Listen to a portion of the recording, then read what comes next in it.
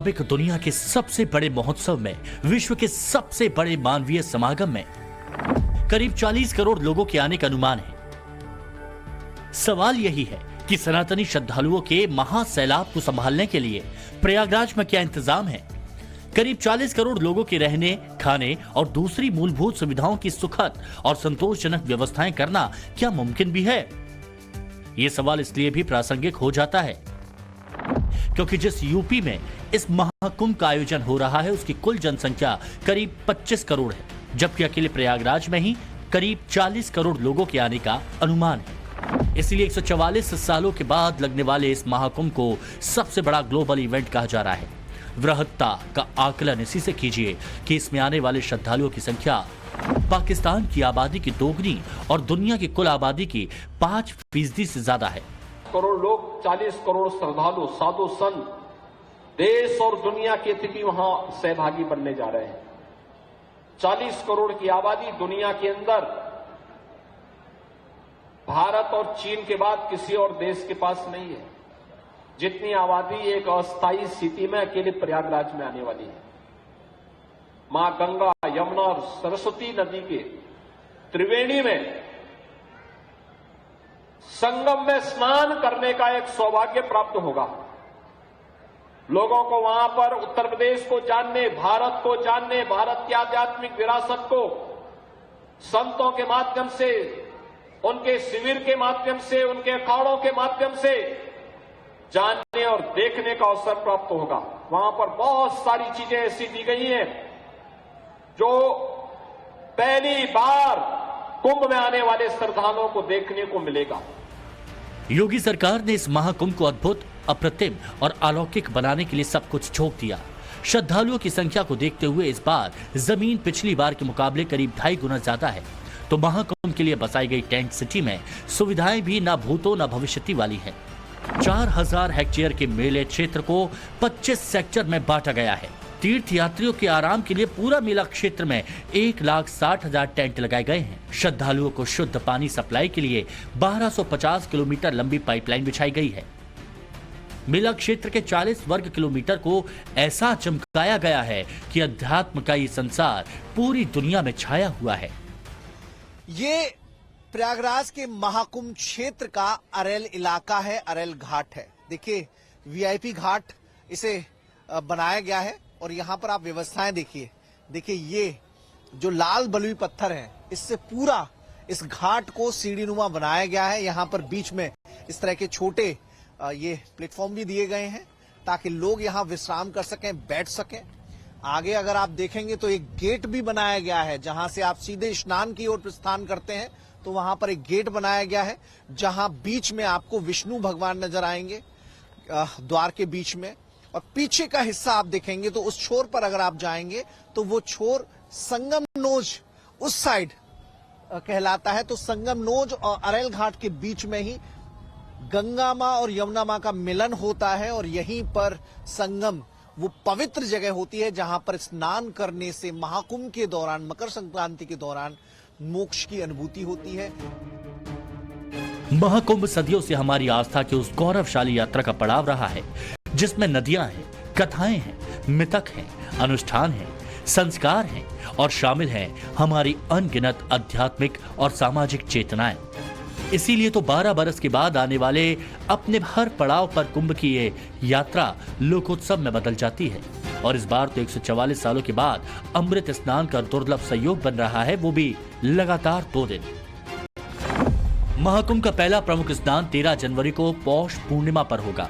वहीं दूसरे दिन 14 जनवरी को मकर संक्रांति पर भी अमृत स्नान है, जिसमें पुण्य फल की प्राप्ति के लिए देश से ही नहीं विदेश से भी करोड़ों श्रद्धालु प्रयागराज पहुंच रहे हैं। सोमवार को पौष पूर्णिमा के स्नान के साथ ही मेला क्षेत्र में कल्पवास शुरू हो जाएगा। कुंभ शुरू होने में अब 24 घंटे से भी कम का वक्त रह गया है, लेकिन इसकी दिव्यता और भव्यता का एहसास अभी से होने लगा है।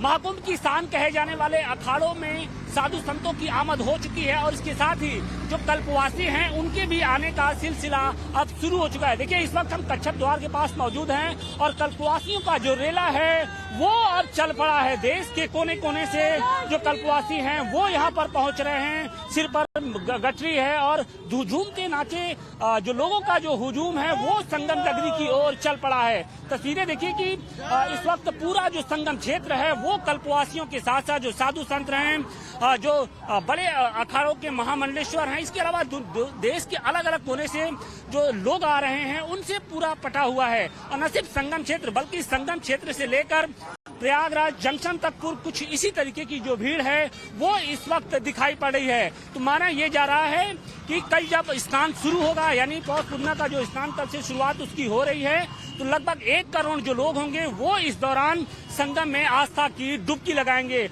और यही कारण है कि यहाँ पर जो सुरक्षा व्यवस्था है वो भी चाक चौबंद कर दी गई है। प्रयागराज स्टेशन से लेकर और यहाँ तक यानी संगम क्षेत्र तक, संगम रोड तक कुछ जो व्यवस्थाएं हैं बिल्कुल चुस्त दुरुस्त की गई हैं। चप्पे चप्पे पर जो अत्याधुनिक असलहों से जो तैनात जो सुरक्षाकर्मी हैं उनकी ड्यूटी लगाई गई है। इसके अलावा जो सीसीटीवी कैमरे हैं उनसे इन श्रद्धालुओं पर नजर रखी जा रही है। क्योंकि 144 साल बाद दुर्लभ संयोग बन रहा है, वक्त कुछ ही घंटे का बचा है।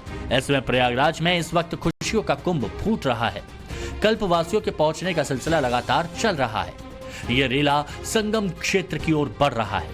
प्रयागराज का कोना कोना श्रद्धालुओं से पटा है। सिर पर गठरी और झूमते नाचते श्रद्धालु महाकुंभ की दिव्यता और भव्यता देखकर अभिभूत हैं।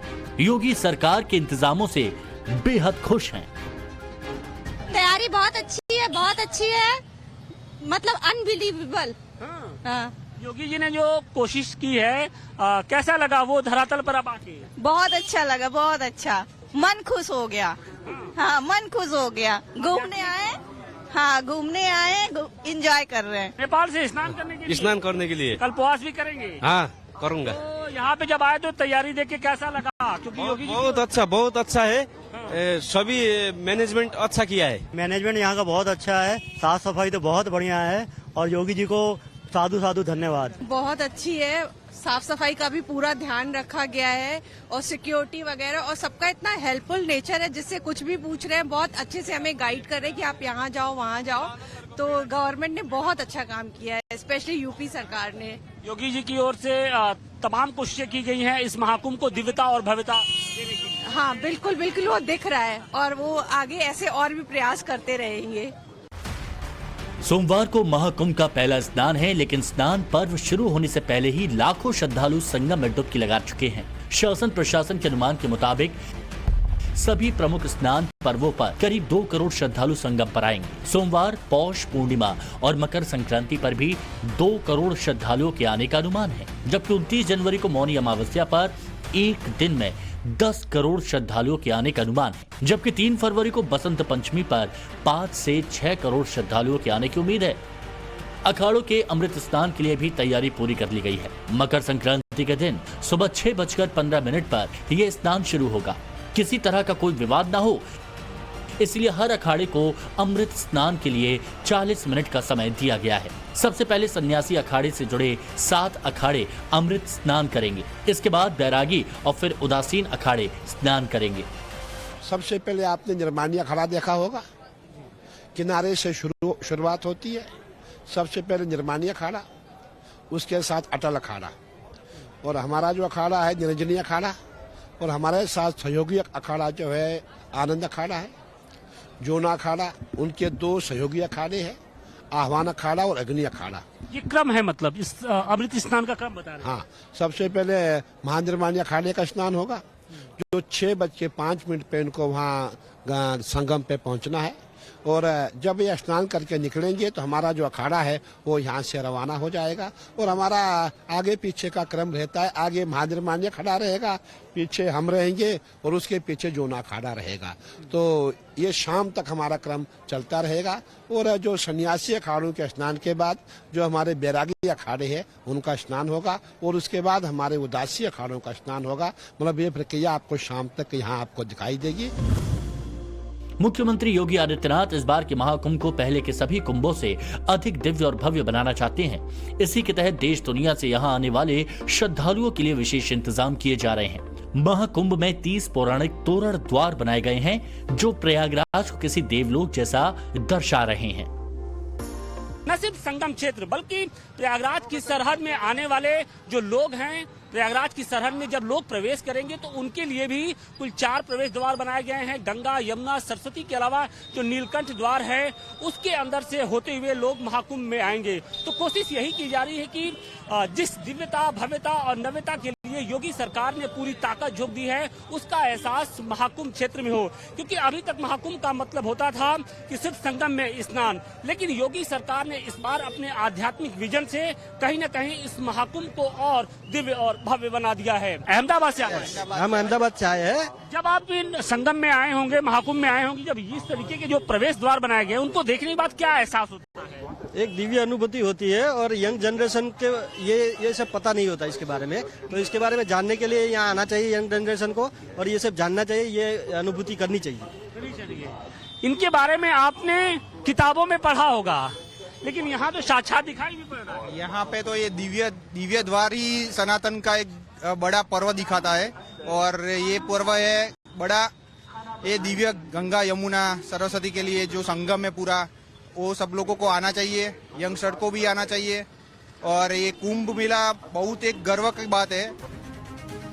महाकुंभ को सफल और यादगार बनाने के लिए सारी व्यवस्थाओं की मॉनिटरिंग योगी खुद कर रहे हैं। मामला 45 से 50 करोड़ तक श्रद्धालुओं के आने का है, लिहाजा एक एक चीज पर होमवर्क किया जा रहा है। महाकुंभ में श्रद्धालुओं की बढ़ती भीड़ को नियंत्रित करने के लिए प्रयागराज में 80 ठहराव स्थल बनाए गए हैं। कुल मिलाकर कहें तो पूरी दुनिया का स्वागत करने के लिए तीर्थराज प्रयाग पूरी तरह से तैयार है। यूपी के मुख्यमंत्री योगी आदित्यनाथ ने पहले 2 स्नान पर्व पर हेलीकॉप्टर से श्रद्धालुओं पर पुष्प वर्षा कराने की बात कही। इस महाकुंभ को वो भव्यता दी जा रही है जो लंबे समय तक याद रखी जाएगी। 1000 एकड़ क्षेत्रफल में पूरा आयोजन होने जा रहा है। कल रात्रि की सूचना है 35 लाख श्रद्धालु कल रात्रि तक पहुंच चुके थे प्रयागराज में। रात्रि भर श्रद्धालुओं का तांता लगा रहा। कल 25 लाख श्रद्धालुओं ने संगम में स्नान किया था। आज मेरा अनुमान है कि संख्या 35 लाख तक पहुंच गई होगी। ये अद्भुत उत्साह एक कल से प्रारंभ होने जा रहा है। तो मैं सबसे पहले आप सबको महाकुंभ आयोजन के लिए अपनी बधाई देता हूं, और आपको भी समय मिलेगा तो एक बार जरूर जाइएगा। महाकुंभ अपने आप में वो विराट आयोजन है जिसमें देशों की दूरियां मिट जाती हैं, दिलों की दूरियां मिट जाती हैं। कुंभ में पूरब, पश्चिम, उत्तर, दक्षिण का भेद मिट जाता है, और यही बात कुंभ को वैश्विक बनाती है। लेकिन इस महाकुंभ का दुखद पहलू ये है कि इस लोकोत्सव से पहले ही देश में इस पर सियासत हो रही है। महाकुंभ के आगाज से पहले एक तरफ यूपी के सीएम योगी आदित्यनाथ एकता का संदेश दे रहे हैं, तो दूसरी तरफ समाजवादी पार्टी महाकुंभ पर सवाल उठा रही है। कुछ लोग गंगा स्नान इसलिए करने जाते हैं पुण्य के लिए, कुछ दान के लिए जाते हैं, और कुछ लोग जो पाप करते हैं अपने पाप धोने जाते हैं। तो हम लोग पुण्य के लिए जाएंगे और दान के लिए जाएंगे। हालांकि ये पहला मौका नहीं है जब महाकुंभ के नाम पर सियासत की जा रही है। इससे पहले अखिलेश ने व्यवस्थाओं पर और फिर निमंत्रण को लेकर सवाल उठाए थे। समाजवादी पार्टी विधायक ओपी सिंह ने तो कुंभ में स्नान को लेकर विवादित टिप्पणी भी की थी। तो वहीं कुछ मौलानाओं ने वक्फ की जमीन में कुंभ होने की बात कहकर विवाद बढ़ाने का काम किया था। लेकिन इतना सब होने के बावजूद जिस तरह से योगी महाकुंभ के आयोजन में मनोयोग से लगे हुए हैं, ये तय है कि 21वीं सदी के 25वें वर्ष का ये महाकुंभ मेला हमारी भारतीय संस्कृति और तकनीक के बीच की जुगलबंदी को नए आयाम देगा। हमारी ये सदियों पुरानी सांस्कृतिक यात्रा एक नई आभा के साथ अगले पड़ाव की ओर बढ़ चलेगी। प्रयागराज से मनीष और आशुतोष सिंह के साथ bureau report, Times Now of Bharat. Sangam तट पर देश के कोने कोने से श्रद्धालु पहुंच रहे हैं। वहां इंतजाम को लेकर क्या कुछ कह रहे हैं लोग, आपको दिखाते हैं Times Now reporter Rakesh Pandey की एक रिपोर्ट।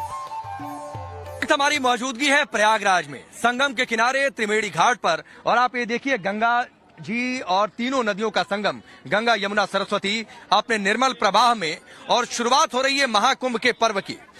13 तारीख पौष पूर्णिमा का स्नान, उसके बाद 14 तारीख यानी मकर संक्रांति का स्नान, और आप देखिए संगम घाट कितने पवित्रमय तरीके से तैयार है। श्रद्धालुओं के स्वागत के लिए व्यवस्थाएं हैं। यहाँ पर सुरक्षा में जवानों की भी तैनाती है, जल पुलिस की भी तैनाती है। लेकिन आप भीड़ भी देखिए, लगातार श्रद्धालुओं की भीड़ बढ़नी यहाँ से अब शुरू हो गई है। लोग आस्था की डुबकी लगाएंगे महाकुंभ में, और जीवन में एक बड़ा मौका होता है जब महाकुंभ में हिंदुओं का समागम होता है और आस्था की डुबकी लगाई जाती है। कैसी आप लोग कहाँ से आ रहे हैं, सबसे पहले बताइए। राजस्थान से, झारखंड से, राजस्थान सवाई माधोपुर, जिला हरियाणा, हरियाणा से, हाँ, ओडिशा से, कटक से, हैदराबाद, तेलंगाना, हैदराबाद। आप कहाँ से आए भाई? तेलंगाना, हैदराबाद। आप कहाँ से आए? झारखंड, गिरिडीह। झारखंड से। अब आप लोग एक बात बताइए कि महाकुंभ में आप लोग हैं, इधर आ जाइए, उधर नहीं आ पाएंगे, इधर पीछे आ जाइए तो मैं आप लोगों से बातचीत कर लूंगा।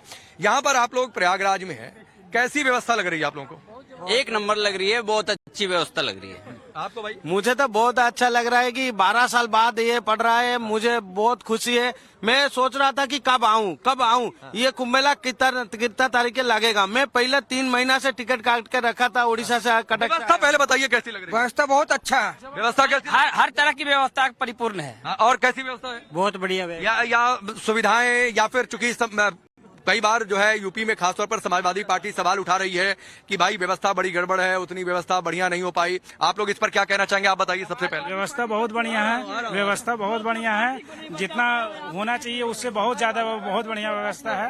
ये यहाँ पर जो संगम का जल है, क्या नहाने योग्य आप लोगों को लग रहा है? साफ सफाई बहुत सुंदर है। आज से कई पहले पे हम जो देखे हैं और अभी जो देख रहे हैं, बहुत ही सुंदर व्यवस्था। ये तो आप गलत बोल रहे हैं सर कि नहाने योग्य। मैंने आके आचमन सवाल पूछ रहे हैं, इसलिए हम, हमारा तो काम है सवाल पूछना भाई। विधर्मी लोग जो है नहीं पीने लायक है, यहाँ पर हम लोग इस जल का आचमन कर रहे हैं। आचमन किया जा रहा है, आचमन करने लायक है, तो पीने का क्या सवाल? कैसा बहुत अच्छा है यहाँ पे, बहुत। अच्छा, मुझे एक बात और बताइए, कौन कौन यहाँ रुका है भाई? कोई रुका है यहाँ महाकुंभ क्षेत्र में? यहीं रुके हैं। हाँ, यहीं रुके हैं, सब रुके हैं। बहुत ही सुंदर व्यवस्था है यहाँ पर, और हम लोग रात यहीं स्टे करने वाले हैं। बाबा धाम से आए हुए वहाँ से अच्छा यहाँ पे लग रहा है। योगीनाथ के, आदित्यनाथ योगी के बहुत सारे प्रोग्रामों को देखा गया है, जिसमें से सबसे अच्छा यही महाकुंभ का मेला लग रहा है।